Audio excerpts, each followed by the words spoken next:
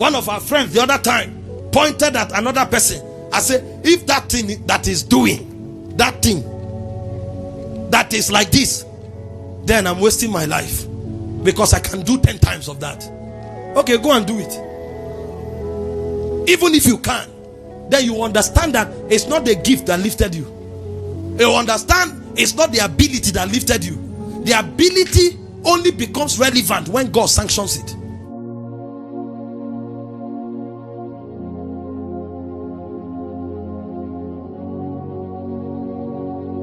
You will hear some people when they sing, it will look like as they opened their voice, angels started trekking everywhere.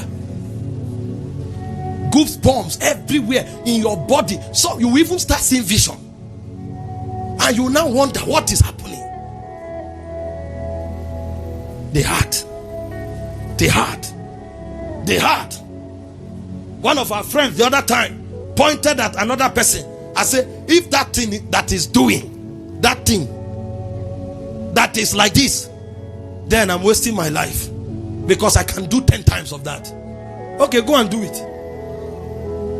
Even if you can, then you understand that it's not the gift that lifted you. You understand it's not the ability that lifted you. The ability only becomes relevant when God sanctions it. If you meet some of the people who are in oblivion today and you start talking to them, they will just shake their head. That's a parable. They don't know how they ended here. Because when they check every other person God is using of a truth, they labored more than them. They prayed more than them. They fasted more than them. Of a truth, they even mentored some of them. But they don't know why. I'm telling you why today. The heart is wrong. Number 2, what are the qualities, the factors or the precursors that provokes lifting? Virtues. Virtues. There are certain character dispositions that if you don't have, for your own good, God won't lift you. While the heart is a factor that is in God's realm, virtue is a factor in your realm. If you don't have certain virtues, for your own good, God won't lift you. You know what Paul told Timothy? He said, exhort not a novice. He said, else, when he's lifted up, he will fall into the condemnation of the devil. That means he doesn't have the character to manage the realities at the top. So when God wants to lift men, he carries them through process. This is why we talk of process, because anything can take you up, but it will take character to remain up. And it's harder to stay up than to go up. So what God does is that he fortifies you with character and virtue, so that you don't appear like a shooting star and disappear overnight. There are many who shined for 10 years, for 5 years, for 3 years, and they disappeared as though they never existed. Not because the assignment is over, but they lacked the character and the fortitude to remain on the top.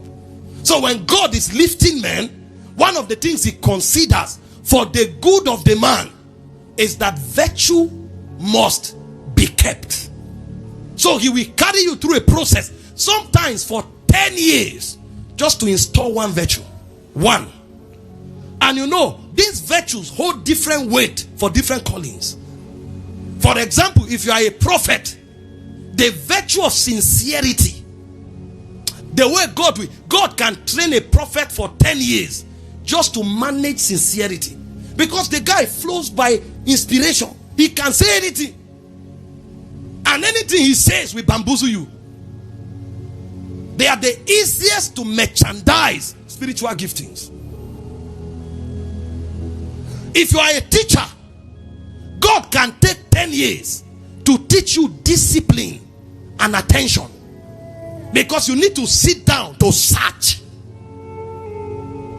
All the virtues are important, but callings put more weight on certain virtues.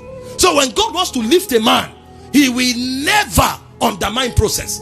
Those of us who are looking for shortcut, if it is rising, there is no shortcut.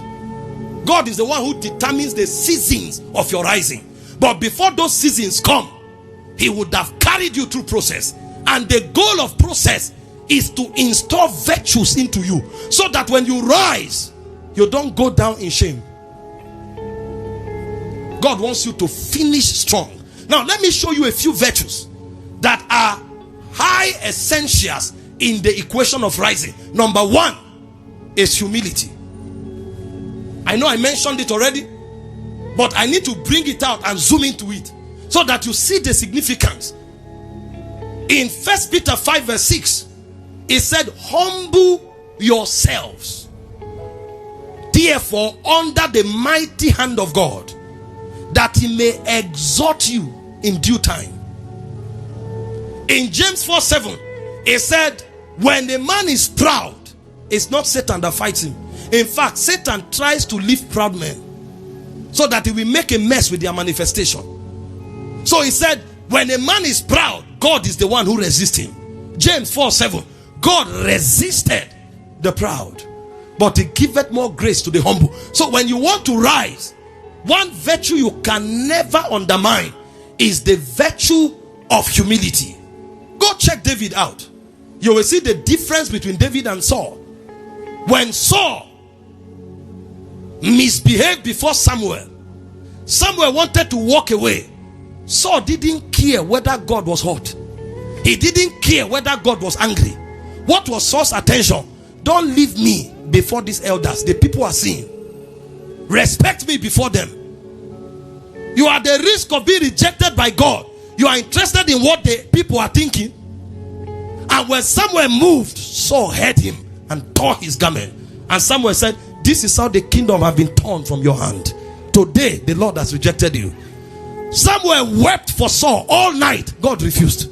But you look at David. When David heard that God was angry with him, David tore his garment, fell down, poured ashes on his head, and he didn't bother what people thought. And God caused David the apple of his eyes. Forget all this packaging mentality that came from the West. Excellence is important, but don't make it turn you to a fake person. Pride has killed many people. There are people who cannot even say thank you because they don't want somebody to know that you helped them. Meanwhile, that road, they will still use it. And so the next time they come, you will now tell them, go and learn thank you. When you learn it, come back. And it may take 50 years. The undoing of the man at the bottom. Pride. Join our community, subscribe, and let's explore the apostolic legacy together. The Apostolic TV, where faith flourishes. Subscribe now and be a part of it.